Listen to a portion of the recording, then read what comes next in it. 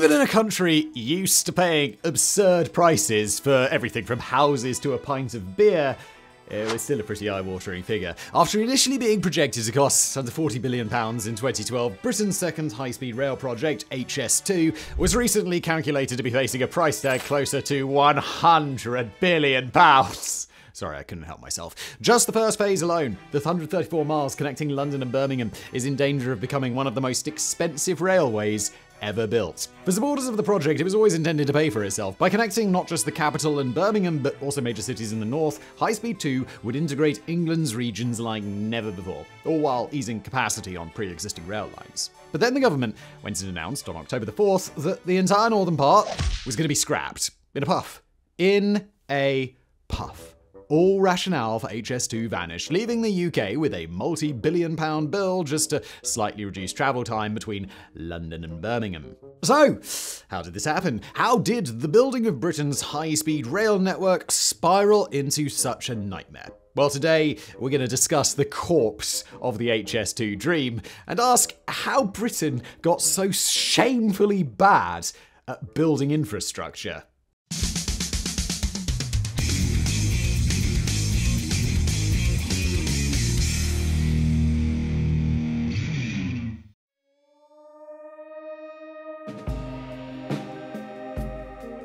The saying goes that those who fail to learn from history are doomed to repeat it. In the case of Britain's second high-speed rail line, though, those involved didn't merely repeat the mistakes of the past, they reimagined them, making them bigger, louder, and more expensive. History repeating itself not as a farce, but as a blockbuster sequel. The original mistakes in question were those surrounding the first high-speed rail line, HS1. A 63-mile track linking London to the Channel Tunnel, HS1, back then known as the Channel Tunnel Rail Link, finally roared to life in 2007, 13 years after the tunnel had opened. For £5.8 billion, equivalent to 1 metric hecton of dollars, it shaved 40 minutes off travel time between the British and French capitals. And it did this while coming in at 3 times over its predicted budget. Yet, while mistakes certainly went into the budgeting of HS1, it wouldn't be fair to call the line itself a failure. Really far from it. When the UK government commissioned its first interim evaluation of the line in 2013, it found that it had been an economic success. People, perhaps more importantly, it had added significant extra capacity to commuter lines running into London from Kent, as much as 40% extra in peak times. Were the government to repeat the HS1 experience, but with a far more realistic budget and strict oversight of ballooning costs, you could almost imagine this being the start of a UK-wide high-speed rail dream. The dawn of a great era of infrastructure building. For Lord Adonis, it was an era he felt himself destined to deliver. A Labour peer, Lord Adonis was also something of a rail freak, the sort that would have been completely at home in Victorian-era England, helping Isambard Kingdom Brunel drive his new train empire west across the countryside. In fact, the idea of rail building as a great Victorian tradition was something Adonis liked to bring up in his post of Transport Secretary. This was back in early 2010, in the dying days of the last Labour government to date under Prime Minister Gordon Brown. For Adonis, it was also maybe the last chance to bring his high-speed rail utopia to Britain. In the final months of the Labour government, he wrote memos and held meetings, declared that Italy, Spain, and even the French were getting ahead of the UK on rail, pointed out that Japan had opened its first bullet train all the way back in 1964. Although the government that he was a part of would lose power in May, it wouldn't do so before Lord Adonis had published a white paper on a new high-speed rail line, one that would connect Britain's cities like never before. Luckily for him, the incoming coalition government would contain powerful people who read that white paper and liked what they saw. Among their number was the new Chancellor, George Osborne. Now, if you're British and of a certain political persuasion, you probably remember George Osborne best as the guy who cut public spending so badly, including disability benefits, that he got booed at the London Paralympics. But while Osborne stand hard for austerity, he also had a bit of a soft spot for flashy infrastructure projects. As The Guardian memorably put it, he saw them as a talisman of a virile, manufacturing-oriented Toryism. So rather than look at the predicted £33 billion high-speed 2 cost and reach for his budget-pruning shears, Osborne instead picked up his cheerleading pom-poms. By 2013, the Prime Minister, David Cameron, was able to officially announce the new high-speed rail link, declaring, if you want to get on board the high-speed revolution, you've got to start planning now. It was a plan that envisioned a Y-shaped line running through the heart of Britain, connecting London not just to the second largest UK city, Birmingham, but also to 3 of the great cities of the north, Manchester, Leeds, and Sheffield. A plan that would bring huge economic opportunities to a long-neglected region. Unfortunately, there was one thing that neither Adonis nor Osborne nor anybody else could have envisaged: a budget that would soon balloon wildly out of control.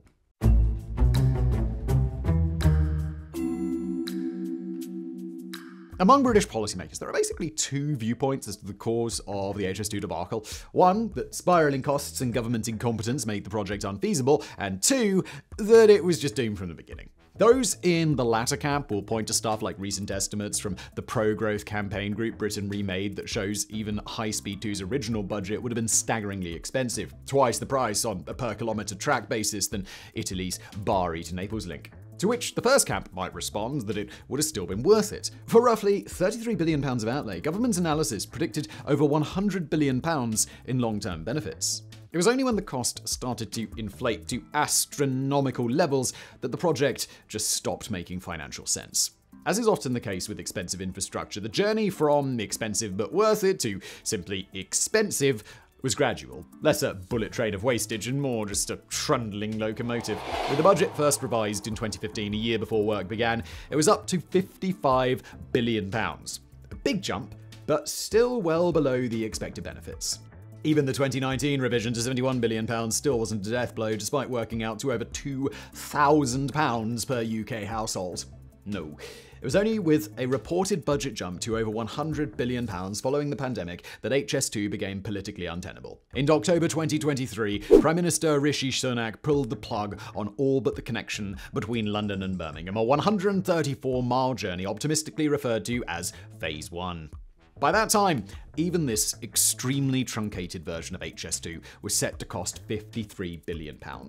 As the Notes on Growth Substack wrote, the 134 miles of track between London and Birmingham alone is now forecast to cost £53 billion. And at £396 million per mile, Phase 1 of HS2 is one of the world's most expensive railways. To make things clear for our American viewers today, it's not like transport links between London and Birmingham don't already exist. The fast train from Euston Station to Birmingham New Street takes around 1 hour and 40 minutes. All high speed will do will shave 25 to 35 minutes off that journey. Or will it? We'll come to the fate of the half-built Phase 1 in a minute. For now, though, what we want to do is focus on the obvious question. How the hell did HS2 get so expensive in the first place?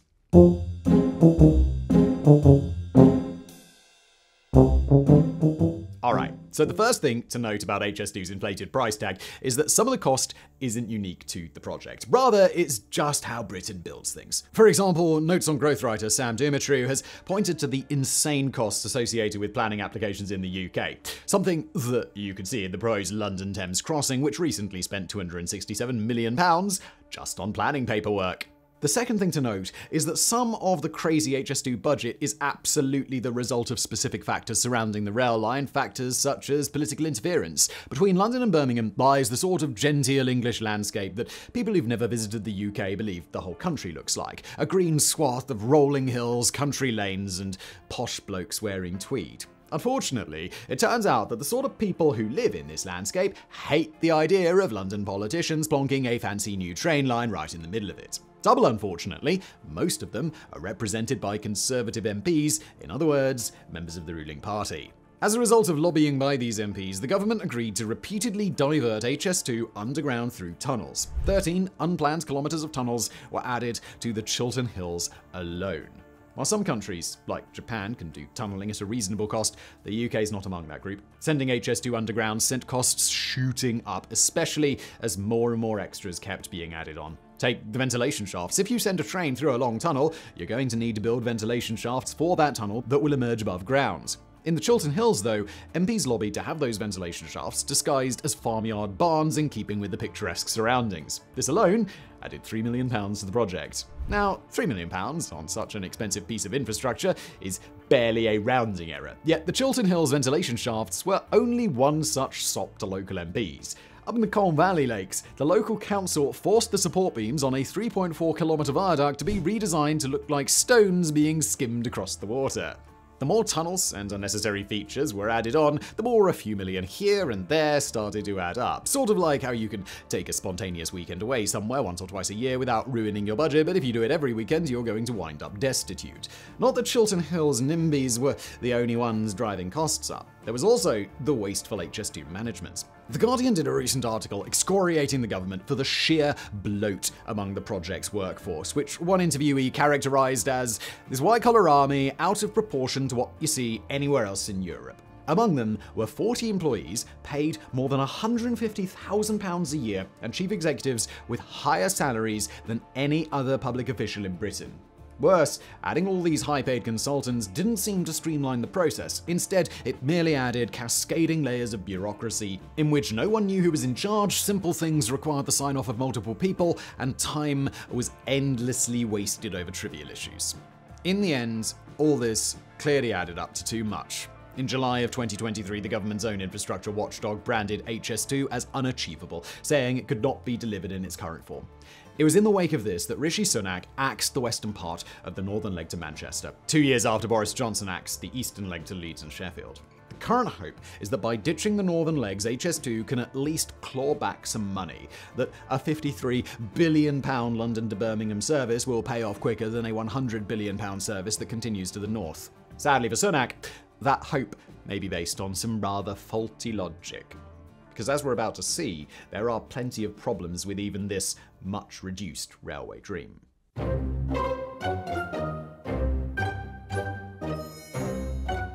In February 2020, the UK government published an official review into HS2, which aimed to weigh up whether it was worth continuing. Written by Douglas Oakervey, its headline claim was that the project should go ahead, a fact the government and media quickly pounced on. What got less coverage was Oakervey's Flying Scotsman-sized caveat. HS2 would only be worth the cost if Britain committed to building the whole thing. The economic case for the London to Birmingham link alone didn't make sense. It would be the two northern legs that would bring the most benefits. And Oakervey's grim assessment was written even before the latest troubles hit the Birmingham-London leg, namely that HS2 may never make it to central London. Back in March of 2023, the Transport Secretary, Mark Harper, dropped a shock announcement. Rather than terminating at Euston Station in central London, HS2 would now end at Old Oak Common. If you're an American viewer wondering what the hell that even means, don't worry, you're not alone.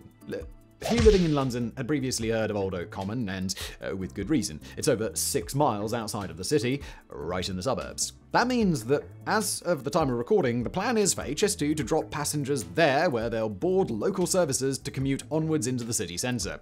Or as the Institute for Fiscal Studies declared, the new line will, at a cost of tens of billions, get you from Birmingham to central London less quickly than you can do it at the moment. Of course, you could counter that argument by stressing the economic benefits that will flow to Old Oak Common. Likewise, you could point to the cost-saving measures of not building onward to Euston Station, where land is hyper-expensive. At least, you could have done so had construction at Euston not already started. Currently, the area around Euston Station holds a gigantic hole in the grounds that disrupts local communities and may never be used for anything. Creating that hole has seen people's homes and businesses already compulsory purchased and knocked down. And for what? And it gets even weirder. To tunnel on from Old Oak Common to Euston, the government invested £40 million buying 2 top-of-the-range German tunnel boring machines. Even though they're yet to be delivered, the plan at the moment is to bury them under Old Oak Common and hope that they can later be dug up and used to tunnel to Euston. If the Euston section of HS2 is never finished, then the UK government will effectively be burying the world's most expensive time capsule. Now, hearing about stuff like this is tempting to wonder if, just maybe, the UK shouldn't have listened to the results of the 2006 independent review into high-speed rail. Written by Rod Eddington before HS1 was even finished, it concluded that high-speed rail simply isn't worth it in Britain. That for various reasons, the money would be better spent on less sexy improvements like line electrification and improving local bus services. So now, in the final part of today's video, let's look at some of those various reasons. The reasons why building any infrastructure in the UK is an expensive nightmare.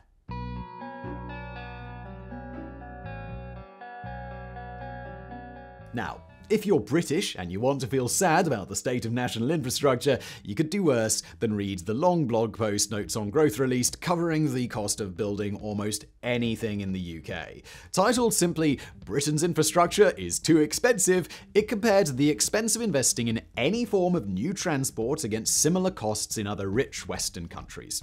The conclusion? Only in the United States do you get less bang for your buck. Everywhere else, from Japan to Western Europe, cool simply costs less. Let's take trams, one of the main examples the Post cited. In Britain, recent tram lines have included the 11.5-mile track in Edinburgh and the 3.4-mile Trafford Park Line extension in Manchester. These were built at roughly the same time as the Besançon tramway in France, which cost the equivalent of £28 million per mile of track and came in 6 months ahead of schedule. The Edinburgh tram, by contrast, cost around £87 million per mile. The Manchester one came in at an eye-watering £119 million per mile. The article highlighted similar staggering differences in the cost of roads and metros. Spain, for example, built the Madrid metro network for a cost of £68 million per mile. In Britain, the average price of a mile of metro track is £676 million. France, Italy, and Germany can all lay claim to the same amount of track for cheaper. And these are only average prices. When building the new Elizabeth line across London, the UK government invested £1.39 billion for every mile of track in the central section, which covers a little over 11 miles. That means you could have built 1.5 James Webb Space Telescopes for the cost of the Elizabeth Line's central core. And as useful as the Elizabeth Line may be, it's unlikely to ever solve the mysteries of galaxy formation or the wider universe. But perhaps the saddest statistic of all that Notes on Growth highlighted was the one comparing the UK's Lower Thames crossing to Norway's Lardal Tunnel. As we mentioned earlier, the planning application for the Lower Thames crossing alone costs £267 million. Well, for less than half of the British paperwork cost, the Norwegians were able to actually build their entire tunnel, which is now the longest road tunnel in the world. At this stage, it's worth asking a pair of related yet distinct questions. Why is it cheaper to build in Europe, and why is it so expensive to build in the UK?